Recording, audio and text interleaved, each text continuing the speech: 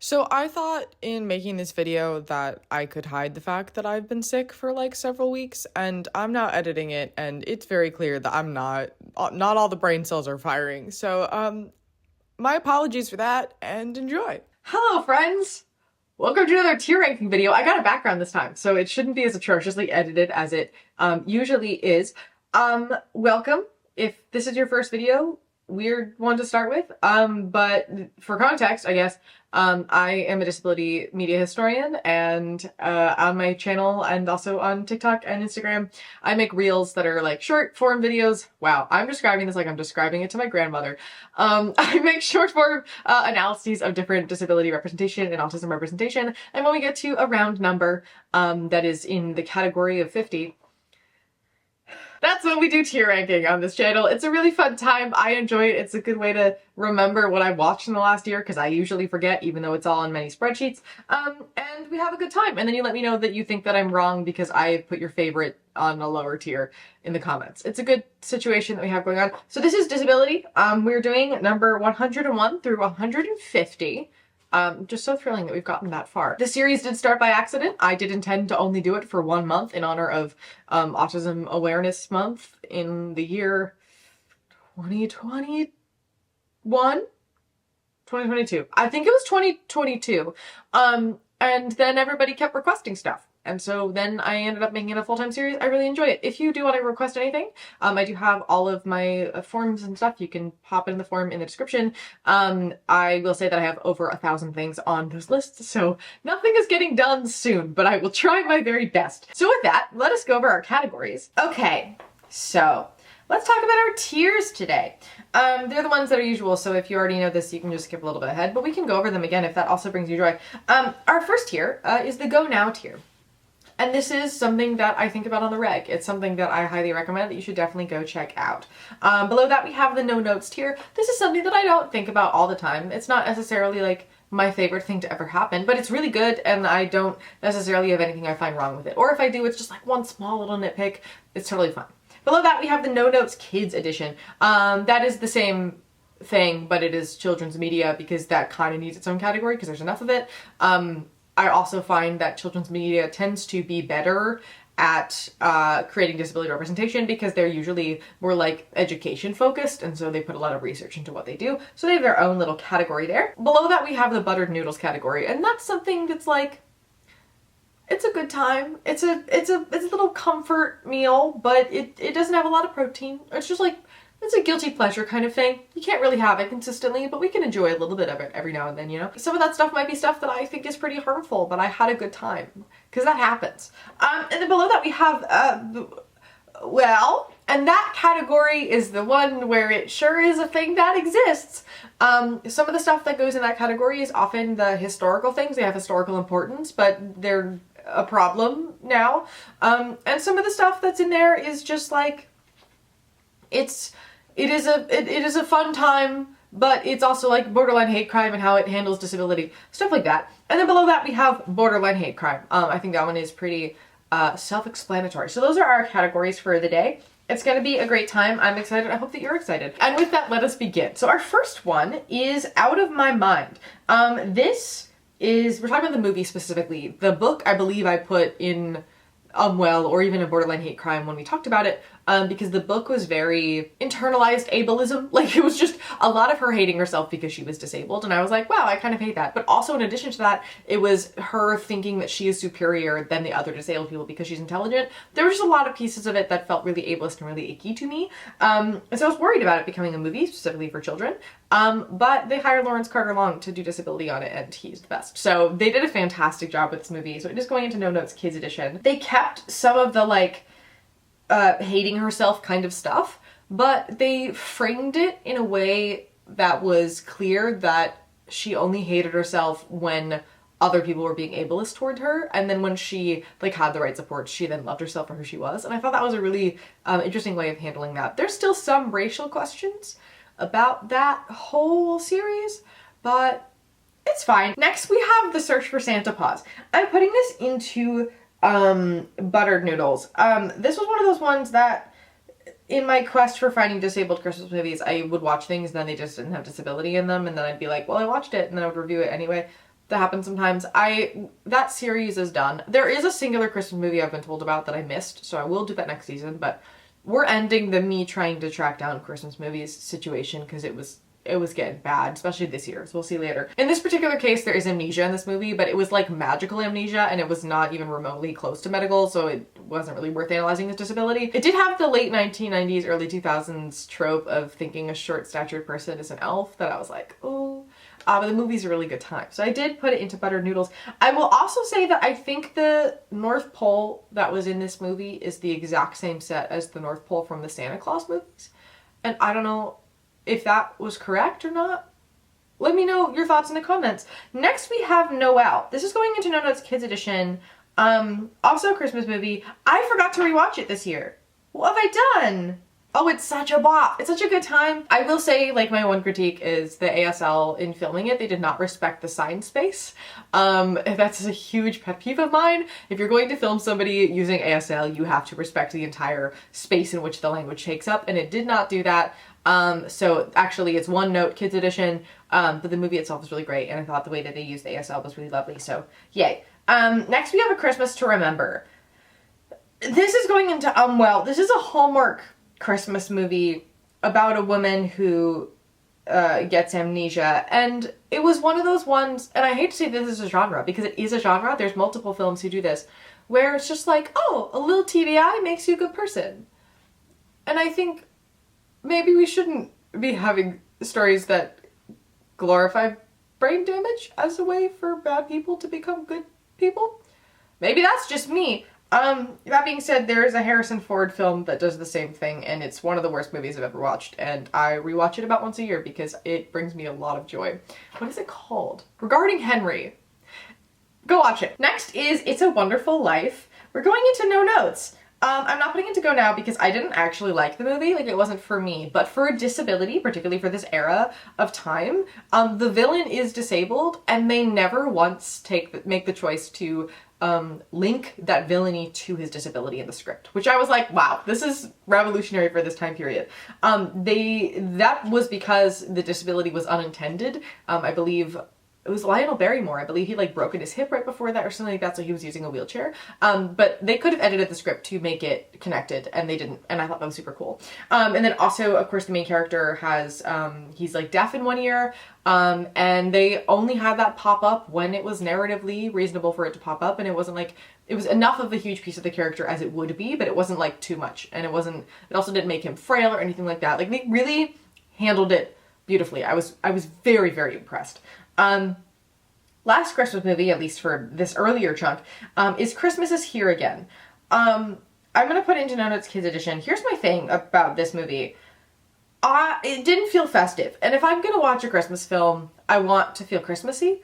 That being said, a disabled cane user protagonist who is a child is super incredible, and the fact that like people discriminate against her, but it's clear that it's like discrimination against her and it doesn't get in her way, and she just like goes off and does what she does, but she also doesn't like lose her cane and suddenly is able to do like adventures. She like is disabled in her adventures, and I was really impressed by that. I thought it was really cool. Again, I didn't like the movie, but representation wise it was very impressive. Next we have Arcane. We'll put it in buttered noodles, I guess. Here's my thing with Arcane. When it came out, everybody was messaging me and telling me this is revolutionary. This is a really big deal. They've done lots of cool new stuff. You should go check it out and review it. And so because that was how they marketed it, and because of how everybody was talking about it, that was what I was expecting. And what I got was medium rare. Like, it was like fine. I then did some research afterwards, and I discovered what the disability narratives in the original video game were and how they had to update them for the show, but then also keep a lot of the storylines and characterization intact. And I was impressed by how they managed to update it within the constraints of what they had. But there's a difference between we retconned it to fix it a little bit and, oh, this is revolutionary and new. And it's not revolutionary and new. So we're gonna keep it in the butter news category. I also just like wasn't a fan of the show. That's not my particular genre of show that I enjoy watching, so that totally makes sense. But yeah, we're gonna keep it in buttered noodles because it was fine. Next we have The Silent Hour, straight into Go Now. This is a thriller, so if you don't like things that make you a little bit stressed out, maybe not for you. It is about a newly deafened man and a culturally deaf woman who get like stuck inside of a building while like hitmen are coming after them or something along those lines, and them trying to navigate like not making noise and like trying to run for these people, but it didn't feel like The Quiet Place where they're like, oh, we can't make noise. It was just really smartly handled. It was a really, really excellent film. Again, stressful, but if that's your jam, I do recommend it. And it was really beautiful as well, the way that we see this person who's been deaf her whole life help this guy who's struggling to process his new deafness, begin to process it and not hate himself and like be okay with being disabled for once. I thought it was really beautiful and it was really cool, and Sandra May Frank is incredible, so you know, not surprising. Next we have Code of the Freaks, also going into Go Now. I recommend this to everybody all the time. This is a documentary. You can find it on Amazon Prime for like 99 cents, I think, if you want to rent it, and it's like $2 if you want to buy it. I think it's like not that expensive. And it talks about the entire history of disability in media, basically from like the early 1900s and like the beginning of film through to like the 90s, early 2000s. It is really, really strong. It is narrated by like the pioneers of our field. I recommend it to people all the time. It's a really great basis for a disability media rights education, and I tell everybody to watch it all the time because it's really incredible. Next we have A Different Man. I'm gonna put into no notes. It wasn't for me. There's a lot of body horror in this movie that I didn't love. Not my jam. And the movie itself is very like surreal and strange, which also is not really my jam. That being said, the questions it brought up, this is the one about the man who has a facial difference, and he's convinced that that is what is ruining his life, so then when he gets a chance to cure it and become a regular guy, he chooses to do that, and then he meets another guy with a similar facial difference who basically is confident and loves his life and is cool being disabled, and then steals his entire life, and then he goes insane. It's fascinating, but it's really cool, and it brings up like a lot of questions about like just being a regular guy, but also at the same time not being like, your disability is your superpower. It also talks about like the discrimination that people face as well. It was a really interesting film and brought up a lot of questions. I had a lot of discussions with people after I saw it. So we're gonna leave it in no notes. Next we have Hello from Here. I'm gonna put it in buttered noodles. I feel like it's fine. It's a quarantine romance, so I think that in and of itself, I like to read books for escapism. Not escapism, because I do read a lot of like heavily political things, but like something different from the world that we currently live in. And this was not that. I think the representation was good in the sense of having different kinds of disabilities and how those kind of people processed the pandemic. Like, and it acknowledges that anxiety is a disability as much as being immunocompromised is a disability, and just kind of like processing all these things and the difference between like living and surviving. I thought it was really cool. It gave me a lot to think about. It was very reflective. I wouldn't read it again, but it is interesting. So do with that what you will. Next we have Agents of S.H.I.E.L.D. I will put it into no notes. This film, TV show, is incredibly confusing when you don't know anything about Agents of S.H.I.E.L.D. or really Marvel. I've watched a lot of Marvel, but I've watched it out of order and I've only watched the disabled ones, and so I've never really figured out what the actual story is supposed to be or what's happening or how anybody's interconnected, and I don't know that that's something that I really want to put effort into and take up brain space either, because I don't really like care that much, but it does make watching some of these for reviewing very confusing. You know, I thought the Leo, what was his name? Leo Fitz, I thought was really strong in how he like slowly accommodates himself and how his like brain improves as he's recovering from his TBI. I thought that was really well done. I also thought the lady without arms, whose name I didn't write down, was fine. So yeah, I mean, superhero stuff is gonna have a lot of disability in it. That's kind of what it does, and when you think superhero thing with disability, you assume it's gonna be super crip, and neither of these characters were superheroes because of their disability. They were people doing a job that's dangerous and had outcomes, and they handled the outcomes pretty well. So I thought it was They did a pretty fine job. After this, we have Blue Eye Samurai. I'm putting this into Go Now. This show is really gory and there's a lot of nudity, but it's also animated, so that takes a lot of the issues of that away. It had a lot of different disability in it. I thought it was handled fantastically. I thought the score was fantastic. The storytelling was really strongly done. It was a really, really beautiful show. I really enjoyed it a lot. And I think having a multiply disabled not protagonist, but like supporting character to the protagonist was really cool. And it also kind of brings up questions of disfigurement, in that this main character's blue eyes in this society are viewed as a disability, whereas they're not in a lot of other cultures, right? And so it just brought up a lot of questions about like discrimination, and all that kind of stuff. And also, it was just badass. It was a really, really good show. I should rewatch it at some point. Next we have There She Goes, and we're going straight to borderline hate crime, friends. I was disappointed in this show, by a lot. It markets itself as dark humor about raising a disabled child. And I think that in and of itself already gives a person pause as to like, what do you mean by that? What is the... And in this particular case, there was a scene early on about the mother wishing that she had a dead child rather than a disabled child because it would be easier for her to process. There were a lot of things that were very, very difficult to watch happen. And then also know that the creators wrote the show about their own child, in reference to their own experience with said child. And so then that brings in the question of what happens when the child watches the show? Like, how are they gonna feel about this? And I don't think there is a difference, but like, disability is funny. There can be dark humor around disability, but laughing at a disabled kid is not that. So I really struggled with this one. I was very disappointed by it. It's also like weirdly recent for what it is. I was very alarmed by that. But yeah, it sure is a show that exists. Next we have My Life with the Walter Boys. This is only going into well rather than borderline hate crime because I love this show. And by love this show I mean that I enjoy watching it and texting my friends through every single plot hole and narrative issue that I find as I watch it, because it's one of those. It's a very fun time as a show.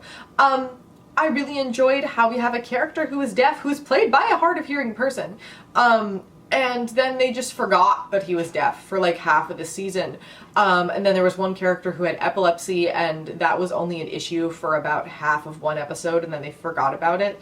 And then in the second season, it didn't factor into his character at all. It just, we forgot that existed. It also doesn't understand the concept of grief at all in any sense, which I also thought was beautiful. And also a love triangle with two brothers and a girl living in their house whose entire family has just been killed in a car accident. Sure is an experience. But you know, if you want a show that is a time, I can promise you that the Walter Boys will give you that time. Next we have Coming Down the Mountain. This is going into Go Now. My only note is Mark Haddon, You Are a Wild Man. And I still stand by that. Mark Haddon is the writer of Curious Incident. He makes choices with disability in his narratives, and they're always interesting, and they're always cool. This particular movie has a very young Nicholas Hoult doing an incredible job. Basically thinking that his, I believe, younger brother who has Down syndrome is the cause of all of his problems because he's an angsty teenager and everything sucks to him. And so he decides that he's going to murder his brother. And then shenanigans happen, and by the end of it, the brother is in charge, basically. It is a wild movie. I need more people to watch it so I can talk about it with people. It's one of those movies. Oh, what a good time. So straight into Go Now. Next we have Shadow and Bone. This is also going into Go Now. What a bop of a show. The one thing that I will say, like, as a note about the show, beyond the fact that we didn't get a season 3, rude, is I think there is some sort of like moral and ethical quandary around showing a man becoming progressively more chronically ill as he becomes like more evil, or as his evil like eats away at him. But then, like, how else would you portray that? Like, what is the other option, right? And I don't think that there is another option. And again, it's written by a disabled author, so also who cares? But I do think that it is an interesting situation at hand. There's also the situation around them casting a non-disabled person to play Kaz Rowe, who uses a cane. But I think the guy who played him put a lot of work into it, and it was a very conscious choice that they all made. And again, because they were disabled people at the helm, I feel more comfortable with that decision having been made. But that also is an interesting conversation. But Go Now, what a good show. Still mad about season 3. Next we have Pulse.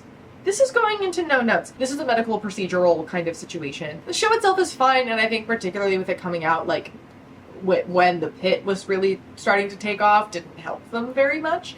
But the representation was really strong, and I really liked what they did with that. I don't think I've ever seen a disabled doctor in media before. Beyond, I think, Sandra May Frank is a New Amsterdam as a doctor, but I've never seen a wheelchair user doctor, ever. Actually, now that beyond people who have PhDs, but I don't think I've seen a medical doctor who's a wheelchair user in my life, which is wild. So I thought that was really cool. I thought it was handled really, really well. So I'd recommend it for that specifically. Next we have Daredevil Born Again. This is going into unwell. I mean, it should go into borderline hate, but whatever. I'm going to leave it in unwell rather than moving it down, because there is difficulty in this character as this character and was ableist from the outset of this character, and there's not a lot you can do to change that or fix that or like retcon it because of how much he's been covered, right? So there's not a lot that they can do with it, so I'll give them a little bit of slack for that. That being said, they made this like 2 years ago. Like we know more now than we did. And they still managed to include some very unnecessary stereotypes about blindness that did not need to be in the narrative at all whatsoever. And I was just a little frustrated by that because we do know better now. Next we have live action Snow White. So that's going into borderline hate crime. We'll talk about the autism issue as well, actually. Dopey is a non-speaking character in the original and has been like canonically, like people are like, oh, he's autistic and non-speaking, whatever, that's fine, I'm happy for you. The fact that in this movie they decided to make him non-speaking for the entire movie, but then actually he was secretly the narrator because at the end he became brave and he got his voice back, absolutely not. What are we doing? And then there was the whole adventure with how the dwarves happened. Like, all of the options to handle that weren't great, but they still managed to choose the worst one, and that was impressive. Anyway, okay, Sick Kids in Love is the next one. Going into Go Now. I think this would have rewired my brain chemistry had this existed when I was a teenager. The one disabled character being like, am I sick enough? Does it really count? All this kind of stuff I thought was really beautifully written. And it really encapsulates what it's like to be a disabled teenager and to try to be a regular teenager, but also have to deal with a lot of stuff that regular teenagers don't usually have to. And I just thought it was really beautifully handled. I also read this in a bunch of like the Fault in Our Stars style books. And this was a breath of fresh air, like eons ahead of everything else because of how just well written it was. I just thought it was really strong. It was really beautifully done. And I recommend going to check it out. It's like written for teens, but anybody of any age group would really enjoy it, and I highly recommend checking it out. Next we have Bratz the movie. And I'm putting it in unwell. Here's the thing. The movie is a mess. And not just the disability in the movie is a mess, which we'll get to in a second. If the movie itself is just like a bunch of montages that are then just like strung together with some pink Comic Sans text. And that's just like what the movie is. It's not really a film. But in this movie, they have a character who is deaf. He's late deafened and he used to play music, and then he is taught that you can feel music and it makes him happy because he didn't realize that. I just feel like any hearing person also knows you can feel music. So I don't know why a music teacher had to teach that to him. But they wrote a deaf character into something in 2007, and I think that's cool. So, you know, also this movie gave us the iconic, like, well, you don't look deaf and you don't look ignorant, so here we are, like that kind of thing. That did come mostly from this movie, and that is something. So we're gonna leave it unwell rather than a borderline hate crime, because they did try. Next we have The Handmaid's Tale. I'm gonna put into no notes. This specific character, I'm blanking on her name. She's played by Carrie Cox. She brings up a lot of questions about privilege and like who in this society was allowed to be disabled versus whose disabled babies were like carted off. And I think I wish it had more discussions about that privilege. I wish it had pointed to it a little bit more. It just kind of was like a thing that you can discuss outside of the show and have a conversation about, but not necessarily something that was like in the show, that I wish had been in the show a little bit more, because I saw like a lot of people and a lot of like Reddit threads and stuff trying to guess why she is allowed to be disabled and other people weren't, and that kind of thing. And I think that would have been more fun to include in the show, but I thought it was really powerful and a really cool casting decision to include her. Also, she was just incredible herself anyway. But just so many layers of privilege and what that means, which I thought was really wonderful. Next, we have Me, Earl, and the Dying Girl, and that's going straight into borderline hate crime. This thing is so misogynistic and racist and also ableist. The other problems just kind of outweigh that, because, whoa. So that's it. That's all I'm going to say about that. Borderline hate crime. Next is the way he looks. I'm going to put it into go now because I do think about this one on the regular. I will dock some points for the fact that the blind character is not played by a blind actor. But they're also their children, so that kind of changes it a little bit. This is a queer coming-of-age story that happens to be about a blind character. And I thought that was so cool. I thought that was really powerful. It is Brazilian, I think. But wherever you can rent it, they do have English captions, so if you don't speak Portuguese, you can still understand it and really enjoy it. It's a really beautiful film. I really enjoyed it. I think about it a lot. It was really, really powerful. So recommend checking that out. Next, we have Deaf President Now. Also check it out. This is on Apple TV. It's a documentary about the DPN movement in 1988. Right? When was DPN? Hold up. It was in 1988. Wow, look at me being a historian. 504 was 1977 and DPN was 1988, and then the 88 was 1990. Anyway, there had been a lot of movement on the campus of Gallaudet University, which is a deaf university, to say, like, this is the year that we're gonna get a deaf president of the university. And then that did not happen. They hired a hearing person who didn't know anything about deaf culture or ASL or anything, and the students took over the campus and shut it down, and basically changed society forever, and is a huge piece of the movement for disability rights that ended up with the ADA. So it's a really beautifully made documentary about that. I really, really enjoyed it. I'm also just a sucker for disability rights history in general, but particularly this protest, because it was like organized by kids, is really important to me and really powerful for me, and something that was like very formative for me when I was in high school and I learned about it for the first time. So do recommend going to check out this documentary. Next we have DuckTales. I'm going to put into No Notes Kids Edition. They put a lot of work into making this disabled character. It's the mom. She has a prosthetic leg after amputating her own leg on the moon. Sure. Cartoons, you can do whatever you want. I think she handled it like a pro. I think the creative team again worked with an amputee coalition to make sure that they were handling it right, and I think they did a really wonderful job. I have heard that some of the DuckTales are assumed to be autistic by the community, so I should go back to this show, right? Yeah, maybe. But the amputation stuff was great. The logistics of it brought a lot of questions forward for me personally, but good for her. Next we have I Didn't See You There. I'm gonna put into Butter Noodles. I wanted to like this movie. It's about a disabled filmmaker. From his point of view, he puts his camera on his wheelchair as he goes about his daily life, and you get to see how people are ableist toward him, and then he also sees a circus tent go up near him, and he like starts to ponder like the history of disabled people as circus animals and like that kind of stuff. I thought it put a lot of things into film that I've only ever seen in textbooks, and I thought it was cool to have them in a different medium. My frustration is that the idea of having his camera on his chair the entire time and then not doing any kind of like having it on a stabilizer or anything like that made it utterly unwatchable for photosensitive users, especially if you're trying to read the captions.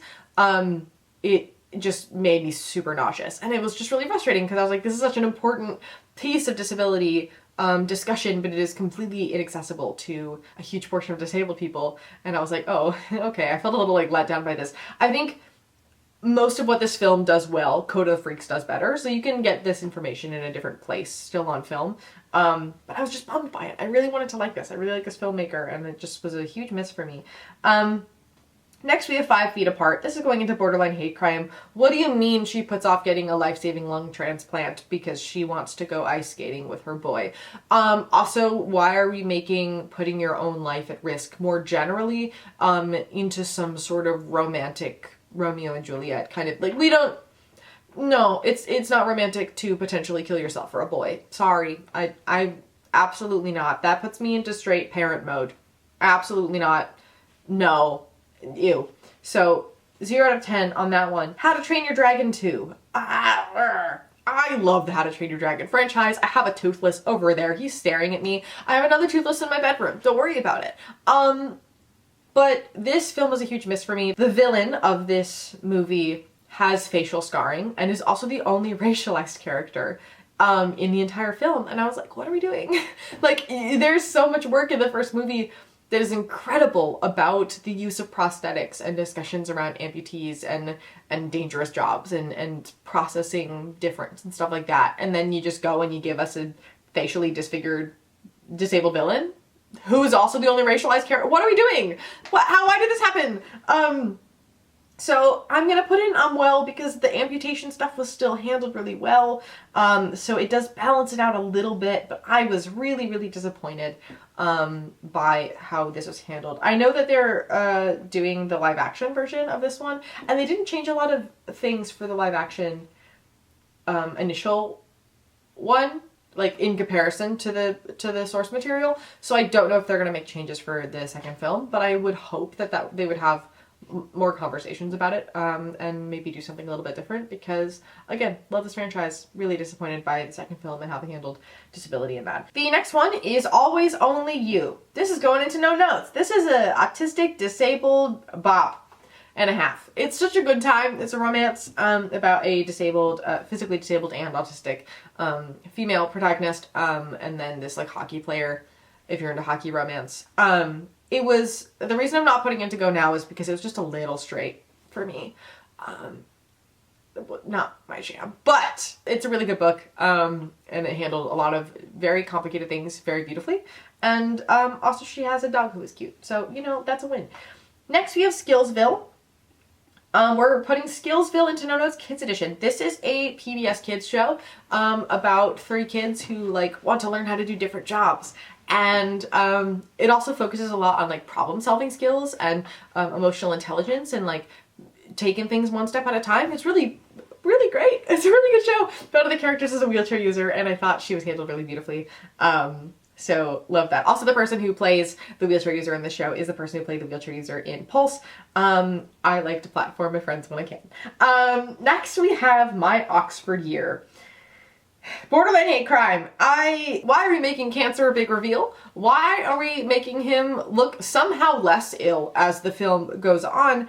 What is happening? What happened in this movie? Oh my goodness, disaster. That's all that I have to say about that. Did I have fun watching it? A little bit. But I also didn't because then there's the romance dynamic between teacher and student that was also just objectively incorrect. Yeah, it's a movie that exists. Okay, Dolphin Tale. It's going into No Notes Kids Edition. This movie holds up, y'all. This movie is so good. I'm gonna add this to my rewatch this week, frankly. I watched it to review the dolphin, because I thought that would be fun. Just talk about disabled dolphins. And I'd forgotten that there's like a bunch of disabled people in this movie as well, and it felt like it was telling a disabled story. I was about to say for a disabled dolphin audience. My brain is fried. It felt like it was telling a disabled story, like kind of for disabled people. Like it wasn't just for the average person. And a lot of the ideas that they had in it were really progressive for the time in which it came out. And also the dolphin's really cool. And she was such a good actress. And we love to see it. Really good movie. Really enjoyed it. And the second movie is really good as well. And also this was how I learned that Winter died recently. And I'm still mad about it. That I never got to meet her because disabled icon. What a tragedy. Next we have the Next Gen Narratives version of Jack and the Beanstalk. I'm putting into no notes. This was the first time I've ever seen a discussion of the issues with sub-minimum wage, the fact that you can legally pay disabled people far under minimum wage, and minimum wage is not survivable, so it's not survivable below that either. I thought that was really cool to see that in a piece of media for once. I thought this, like short film, I guess we can call it, is a little like surreal. It's a little silly goose, which is not necessarily my jam, but I really liked how this was put together and I thought it was really beautifully done. And I really enjoyed it. So I do recommend checking it out in your free time. Next we have Midnight Sun. And the only note that I wrote down is simply what is going on, which is correct. That's going into borderline hate crime. Again, as we've said with other things that we've reviewed in this specific tier list, dying young is not romantic. Choosing to die young for a boy is not romantic. It's not cute. The logistics of this particular film make no sense. If you're going to reference a disorder that actually exists and then completely change every single aspect of the disorder so it is no longer the disorder that it actually is, why are we still using its name? Why, I think is... Yeah. Okay, so next is 1,000 Blows. This is going into Go Now. I was talking to somebody about that literally this morning. This show just dropped season 2, just quietly by itself, and didn't let me know about that, and that's upsetting to me personally. I'm going to probably, once this video is done, go sit and binge watch the whole thing. This show is really violent, so if that is not your jam, don't watch it, but it's about an all-female crime syndicate in Victorian London, also intertwined with this group of these brothers from Jamaica who are like trying to get by, and the way that they handled discrimination and race and gender and all these kinds of things and crime and class and all this kind of stuff was handled really, really, really beautifully. And specifically I was impressed by how much they could show racism without using a singular like slur. Like they like there was like a couple times when words were used in the derogatory that tend to be associated with being negative towards certain groups of people, but they focused more on the attitudes behind it rather than the easy, oh, it's a period piece, we'll just throw a bunch of slurs in there, which I thought was just stunning. It was really beautifully done. I'm very excited to watch season 2. Again, violent, so do with that what you will. But the performances also are just incredible. The script is incredible. Really, really strong show. Next, we have a disability history of the United States. We got a lot of positive stuff going on in this particular tier list. This is great. This is going into Go Now as well. This is a textbook, but it's short. It's like 200, as I'm looking at it to try to guess how long it is. I would say it's probably about 200 pages. There's also an audiobook, if I remember correctly.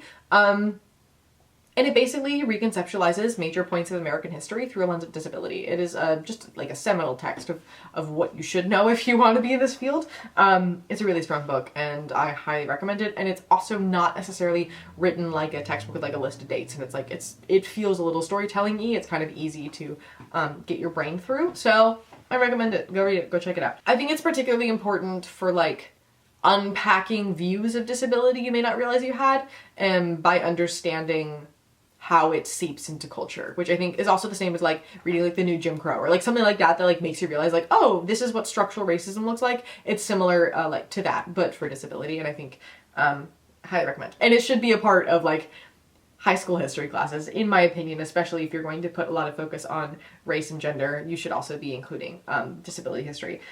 Next, we have Clifford's Puppy Days. This is going into No Notes Kids Edition.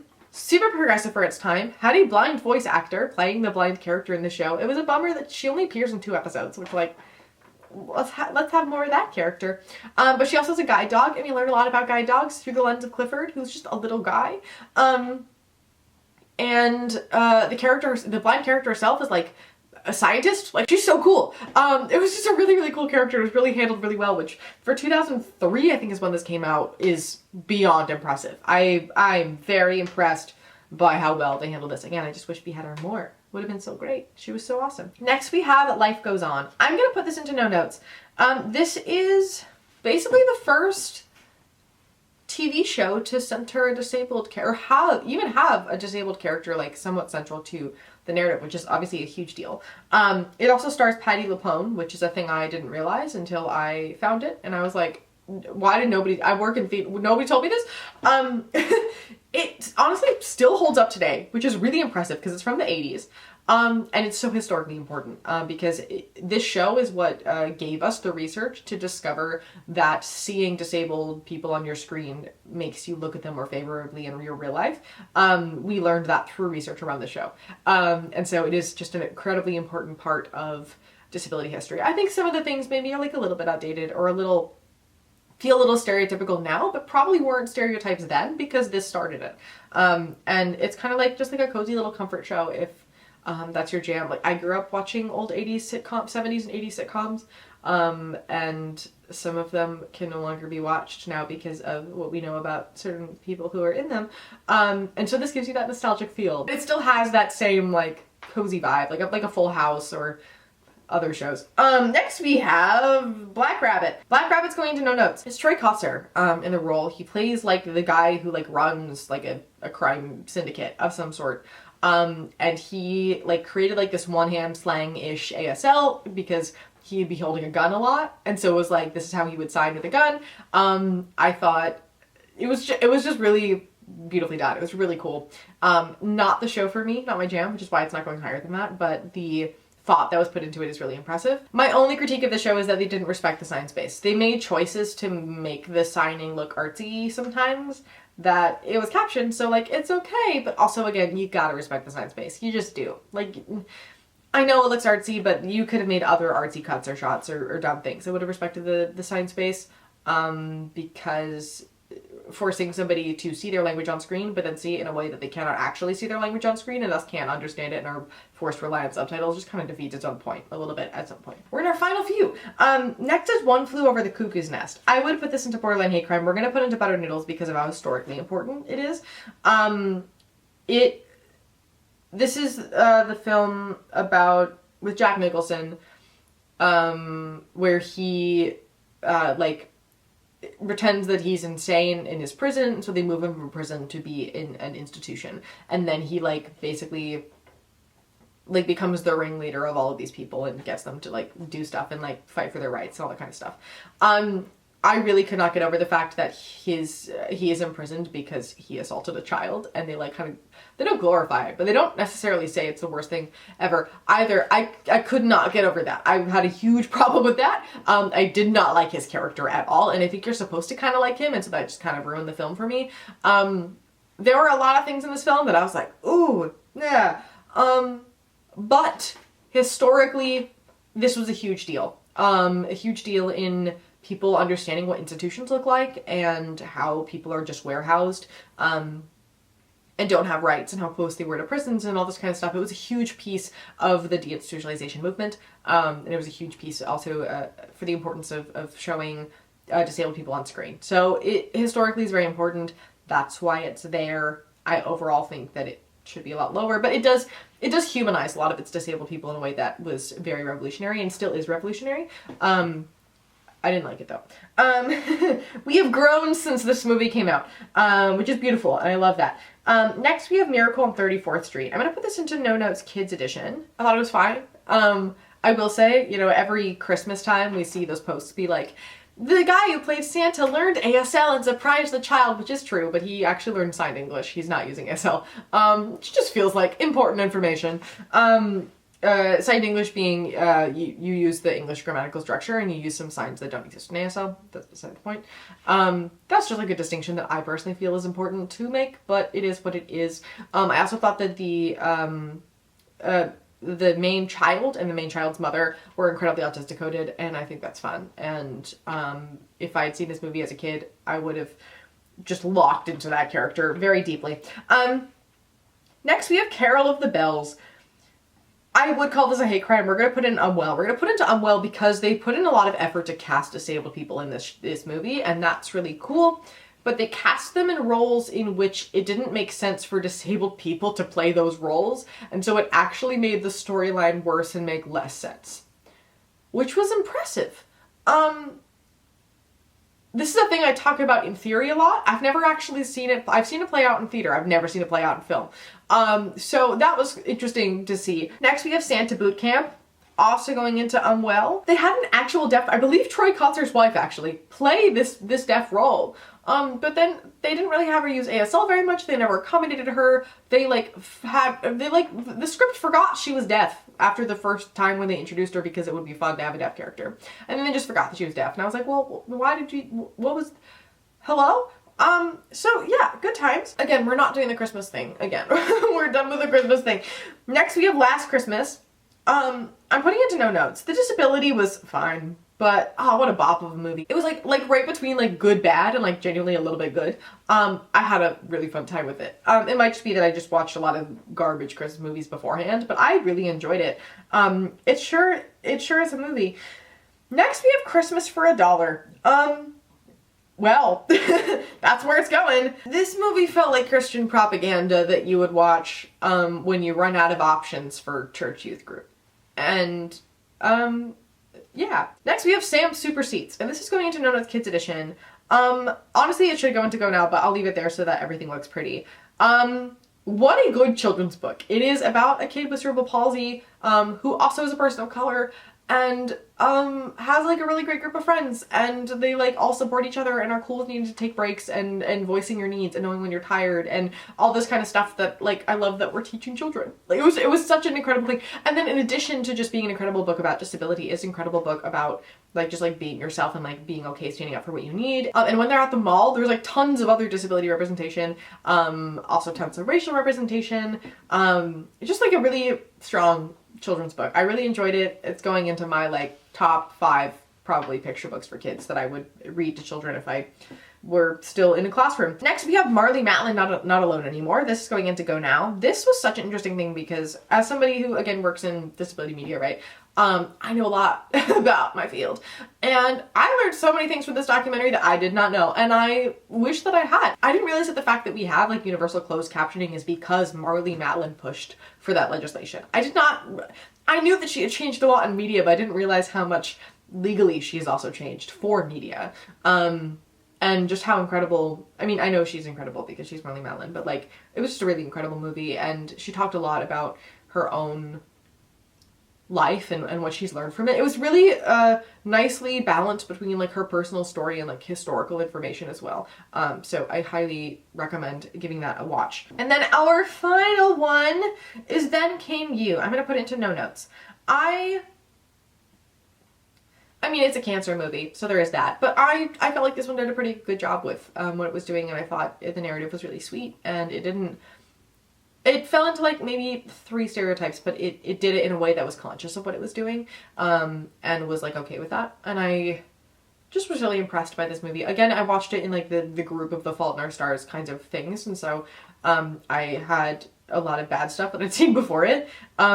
But I thought it was a really sweet film, like outside of it being a disability story. I just thought it was really sweet and really powerful about like this unlikely friendship and how they really supported each other, and what you do when somebody's in your life for just a brief period of time and then you lose them, and how you process that, especially because they're like kids. So I really enjoyed it. It was a really good time. But that is it, friends. We got to the end. We've done 150 disability reviews, which is wild, and I've done over 200 autism reviews at this point as well, which is that's so many. That's so many things that I've reviewed. It's horrifying. I will, of course, continue the series. It's not going anywhere. Don't you worry about that. The next tier list will probably be 250 for autism, which would be in probably 5 to 6 months, maybe. Because I only get in like 3 to 4 a month, so it's gonna be a lot more months than 6 months, just based on the math I didn't just do in my brain. But I hope that you had a good time today. I hope that you reminisced about things that I reviewed like a year and a half ago. Let me know what you think, if you disagree with anything that I've said, if you agree with anything that I've said. So yeah, that's kind of all that I got. I'll see you in 2 weeks with a new video. As always, if you want to support me, you can hit buttons below. My Patreon is also linked down there. Again, also if you want to request stuff, those links are down there as well. And yeah, as always, thank you for being here. Thank you for being here. Remember, critical thinking is really sexy, and I look forward to seeing you, my dear, in the next one.